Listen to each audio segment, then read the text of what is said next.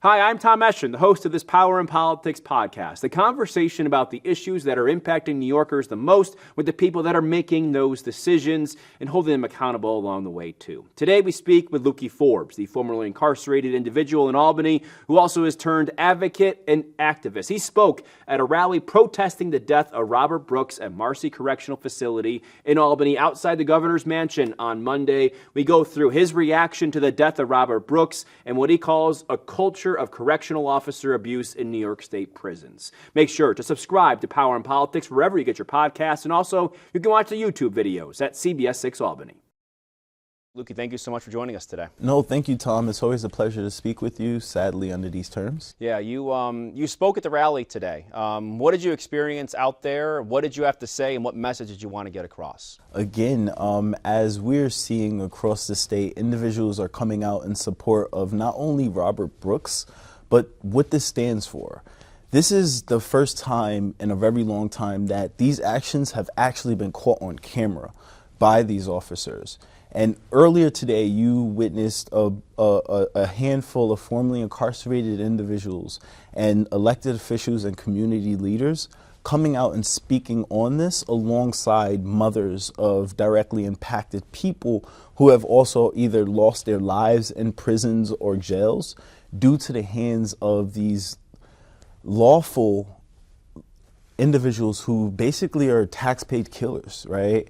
And we watched as these mothers pour their hearts out, as these family and community members called on the governor and the attorney general to fully investigate the situation, charge these individuals, and to remove them from the facility that they are in, as well as also making sure that their pensions are cut off. You are one of those formerly incarcerated individuals. I've spoken with some of people like you over the course of the last few days and weeks, that is. And it seemed to me there was a trend, that there was a trigger, that there was a feeling of a trauma that was resurrected if they saw or even didn't see the video. For you, from what you had experienced while incarcerated, what did it bring about in you emotionally? As a black man growing up in America, I've always heard the scary stories of what transpires in these prisons. And actually being inside of juvenile facilities, county jails, and actual adult prison, I've actually seen there is beat up squads in every single last one of these facilities. And this just reminded me of those experiences of being a cell away from an individual being either beaten to the point that they pass out or being beaten to death. And as we're watching as individuals who used to be formerly incarcerated across the state come out and speak about this, it's because that everyone are being triggered by this. This is a sense of fear where we have always lived under the fear of these boogeymen being able to do whatever, as we're, even if you're charged, you could be charged with assault for yelling at an officer. Not only would you be charged with an assault, that justifies them now having to physically restrain you, where we've seen how their physical restraints typically are. It's typically a handful of officers beating on a cuffed individual. So you have individuals in these jails, in these prisons, constantly moving under that fear. And this just continues to ring true to that. Does it matter the type of security prison, the nature of where it is? I guess from what you know, people you've spoken to, and also your experience. From what I know, from my experience, and from being a person who has access to live data, you can go on Dox's records right now. And it does not matter where a person is. In secured facility, maximum secured facilities where individuals have 23 hours and one outside of their cells, they actually have more cases of inmates being assaulted and more quote unquote cases of assault on staff. Now, this is where inmates are typically mostly in their cells. So officers have to open their cells in order to either be assaulted or assault them. And again, without access to proper body cams and footage, those individuals who, after being restrained, who end up murdered or who end up dead, we really need to look into those cases. And we see how they restrain people and the comfortability and how they were just so barbaric with this individual, trying to stuff his shoe in his mouth, the gruesome nature of what we witnessed. And I used a term earlier, right? They use finishing moves, and that's a reference to Mortal Kombat, where they pause the whole thing and they allow you to do whatever you want to do to an individual. And that is what these people do. They take a cuffed person with 14 of their buddies and they hold them down and they each try a finishing move on them. And the person is either unconscious, and sometimes in cases like this end up dead. Dante McDay, if you look at the pictures of him, he's one of the reasons why we call on ending qualified immunity. If you look at the pictures of how he looked, it is gruesome. He did not die falling down a flight of stairs or anything like that. They can't make an excuse as to why a person would look like that. He could not have done that to himself. But we constantly continue to see this. We continue to see it. We continue to see evidence of it. And we also continue to see evidence that they are all working together to keep it enclosed. Not just the officers, but the nurses, the brass, every time a gate is opened where they're dragging around a limped body, all of those people are involved in the conspiracy to keep these individuals able to continue to cause harm to others. What do you say? What is your response to those that say use of force is necessary to maintain control in these circumstances for the individuals that are incarcerated? And this was a case that things just went too far. Society has always tried to use quote unquote use as force as a justification. That's why we used to have the guillotine, where they would chop someone's head off in front of the whole town. They used to have the bull that they would put people in and set fires underneath. This is what history used to use to keep people in order.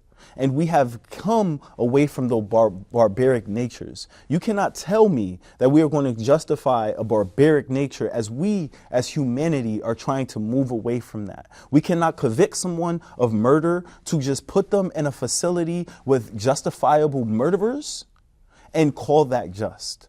And as we see in the case of what's going on with Luigi and Brian, society has agreed that an individual who is sitting there denying people life-saving access to life-saving medical care is someone who actually should be punished in a way of death.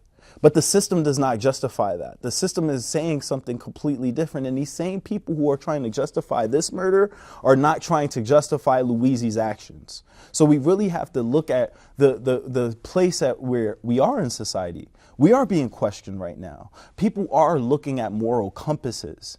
And the moral compass of this situation is that not only should all 16 of those individuals who put hands on him be charged, but everyone who knew should also be charged of conspiracy. The other factor here is you have the Correctional Association of New York that goes around to these prisons across the state, and they conduct sort of these audits, if you will. And they did it to Marcy 2 years ago. 80% of the individuals that are incarcerated there that they spoke with said they had experienced or seen someone experience some sort of abuse. And they called for, they recommended an investigation by the Inspector General, by the Attorney General. They were like, today I asked them, they said, we haven't heard of any investigation. I mean, that was 2 years ago, and they said they weren't surprised this happened. To hear that and to know that this was flagged 2 years ago, how does that make you feel? Again, I'm not surprised. This is a culture. I call it a cult, because you have individuals who have this ideology to protect each other through nepotism. They're all born into this space in these rural areas where they all work at this one facility, and they work together to allow their most violent family member to be violent. And you won't see an individual tell on their cousin. You won't see an individual tell on their brother, their sister, or their wife, or their wife through marriage and stuff like that. And we constantly see this thing happen, and we're constantly hearing about the community call on these issues. So to hear that 2 years ago they was flagged and nothing happened, I'm not surprised, because 20 years ago it was flagged and nothing has happened. So yeah, I'm not surprised. Did the governor going there and kind of putting forth some more safeguards, does that help? She went there today. Does that move the needle at all? Or is that too little, too late at this point? When you have people who are working together, organizing to commit criminal acts, showing up one day is not going to stop that. The same way they deal with organized crime in society, is the same way they need to deal with organized crime in these facilities by the same people they gave authority to handle the individuals who are arrested for crime. And we got to stop having these two legal systems, and this is what society refers to. We refer to these two legal systems. Again, why you see Daniel Penny being shown around and brought to the NFL games by the president, while people are calling for justice behind what they went through with Brian in introducing that new AI that just automatically denied people. So when we're looking at this, it is, again, in 2024, we're being questioned around our moral dilemma and where we honestly want to see our societies go. We have a little more time to talk here, so I'm just curious. You were young, when you were incarcerated. What did you see? I guess, you don't have to go into a graphic detail. Did you experience anything? I don't know if it's different for someone that's 15, 25, 35, 45. I don't know if you can take us inside a little bit. So, as you know, I was charged as a juvenile offender. Yeah. So, meaning I was sentenced as an adult, but given a juvenile amount of time. Mm-hmm. Originally, they had to put me in the juvenile facility, but my age required for me to leave the facility before my prison time was over. So I essentially aged out from the juvenile facility and was brought into the prison system. Yeah. And I didn't go into the juvenile facility until after I was sentenced, done with trial in the county jail. So I have the unfortunate privilege of understanding how all these systems operate and seeing things in all these facilities. Mm. And like I said earlier, in every single last county jail I've been in, every juvenile I've been in, and every prison I've been in, there is a beat-up squad. There is a complete culture of individuals who will come and do way more and above. And every single last staff member who is in these facilities know who these individuals are. The cool ones may warn you about them, but then how cool are you to just warn me about your colleague that is just extremely violent? So when we're looking at these jails, the nurses know. The people who are opening the doors, the gates, they all know. And as a juvenile in Albany County Jail, I remember there was one incident when we were being searched. So they woke everyone up and they had us standing along our gates. I seen this one cop smack everyone from cell 1 to cell 6. And that was the first moment where I was wondering what was going on. And it wasn't until they got to a cell where an individual was sleeping, because he was a heavy sleeper. He actually took meds that put him to sleep. Mm-hmm. They woke him up and he just said, "What's going on?" And they started to beat him to the point where I heard him scream, "I can't breathe." We all heard him scream, "I can't breathe." We know this statement now. Yeah. It rings so much more, right? And as a 16-year-old boy in a cell, it was metal cells. So you can hear him bouncing off the walls. You can see all the COs flowing in this cell where it could barely fit one person. Just to assault him, just to have a chance to put hands on him. Even though their comrades were already doing it, they all continued to rush into this small cubicle until they pushed him out. It was like they filled it until they pushed him out onto the gates.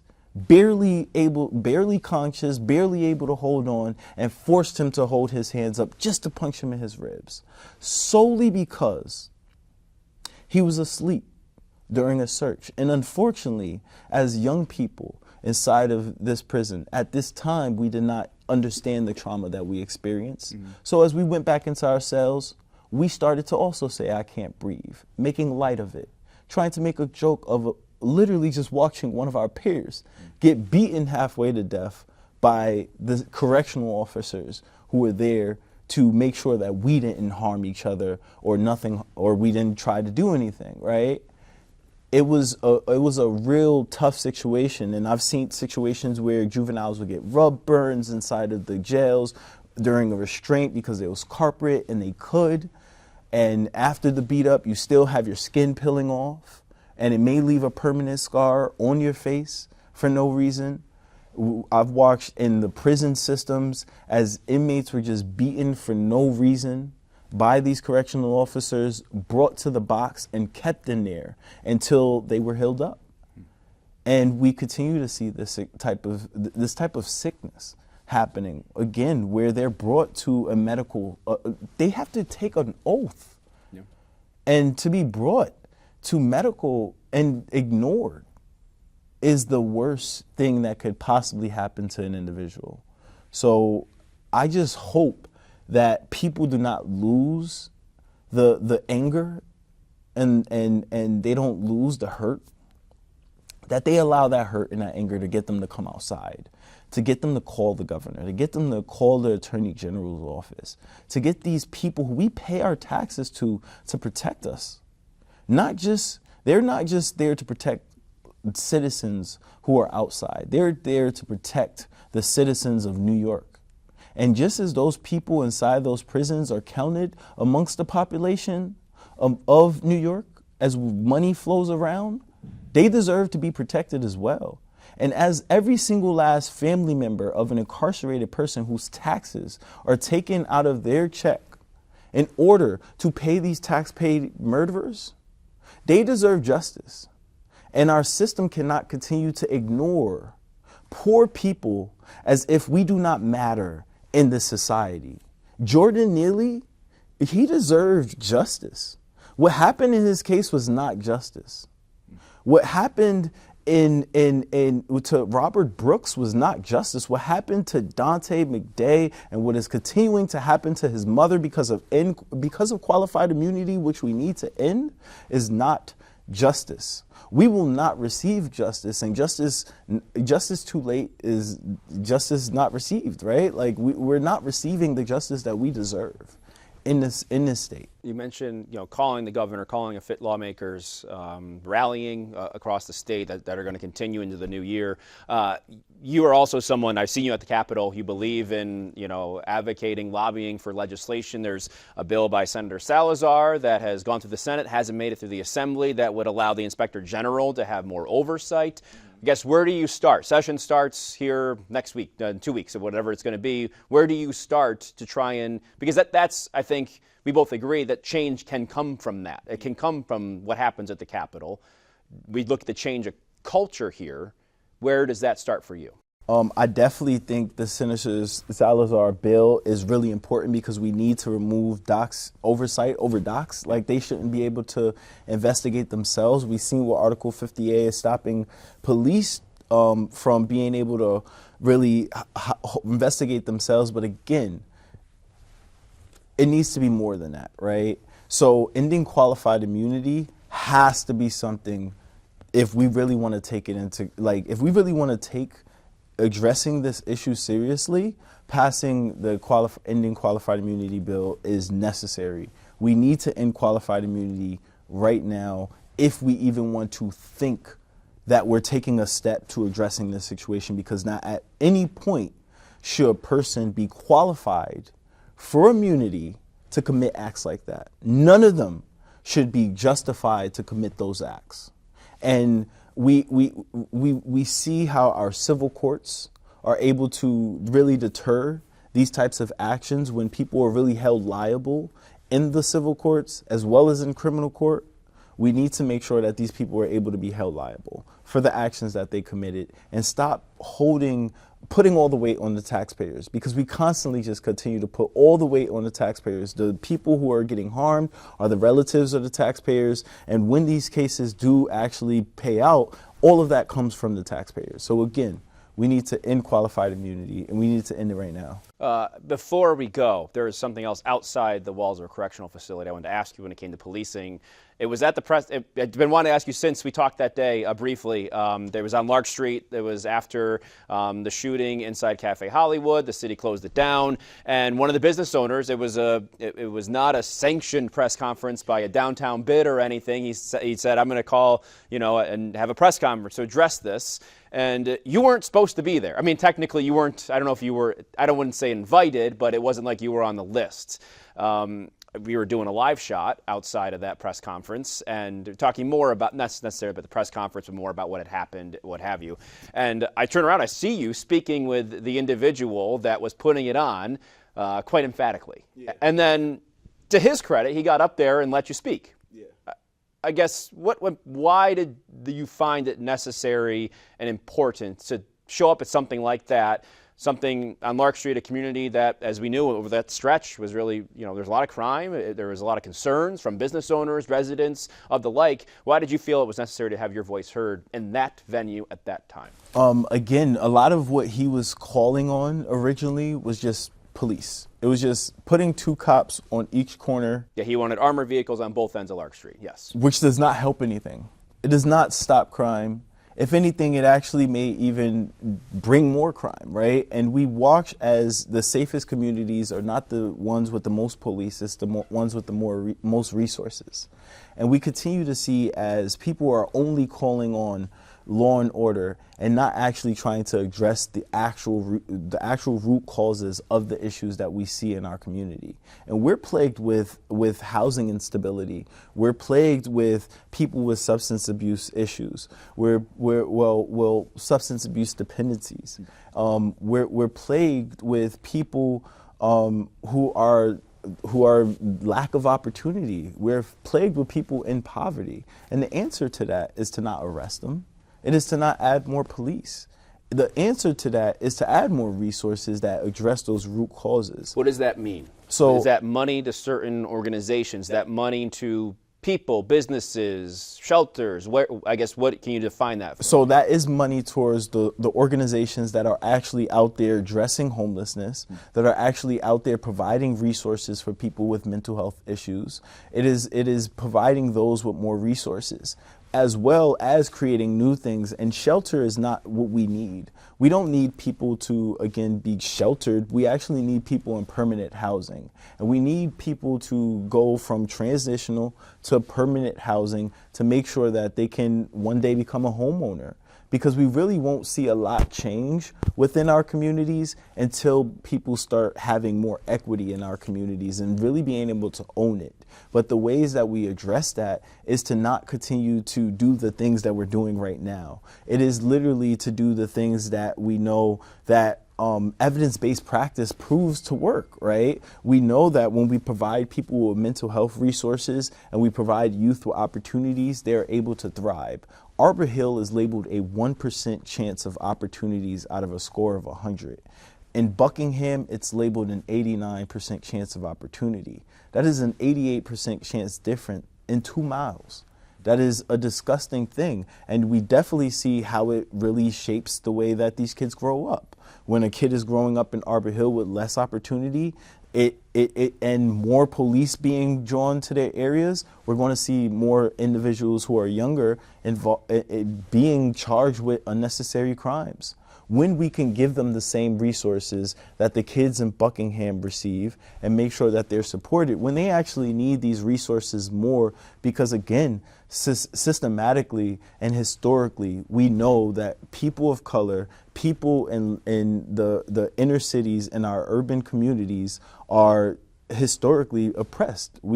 There have been so many studies that show that Albany is the most segregated city, that it's the worst place to raise a black child, and that we continue to fail to invest in our socioeconomic standpoint within the urban communities. So that is what we really need to start shifting towards. I think, and from what I've spoken with law enforcement and advocates and people, I guess, maybe not necessarily advocates, but they see law enforcement as a way to feel safe. And I think that's a big part of the narrative these days. It might not necessarily be a statistic. Even if you tell them a statistic, they might not believe it. They say, I still don't feel safe. I need to see a police officer there.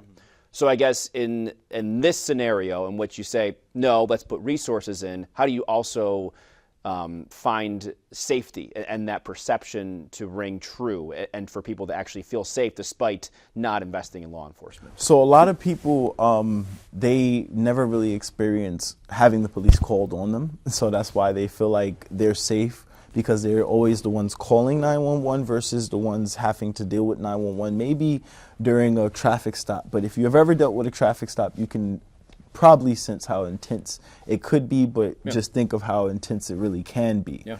So really to keep everyone feeling a lot more protected is really doing the work, right? Going out to the community and teaching them about the issues. We need more of like the business owners to actually learn more about the issues, right? The ignorance is what kind of keeps people in fear. Not knowing is the one thing that we fear the most. So if you don't know what's going on in the shelters, you're always going to think that the shelters is the best option.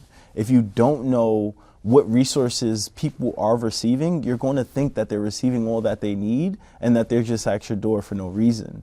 So it is really important that individuals start to learn more about these things that are going on, the issues itself, because then they will start learning that police aren't the solution to those issues, that those solutions to those exact issues with these people that I'm seeing honestly are something deeper. So we don't need, if people only believe that police are the only option, is because they never tried to learn anything new. And I think that people really need to think outside of police, where we're seeing the amount of police shootings, where we're seeing even correctional officers act in this manner. Like, people have to really start to think about those statistics. Yeah. And you're We Are Revolutionary, one of the organizations. We did a story with you a few months back, I think it was the summer, late spring, whatever it was. Make sure to check that out. Lukee, thank you so much for taking your time. Thank you. I appreciate you. Thanks. Thank you. Thanks for listening. Hit the subscribe button right now so you can stay up to date on these news-making conversations about the issues impacting New Yorkers the most: power and politics.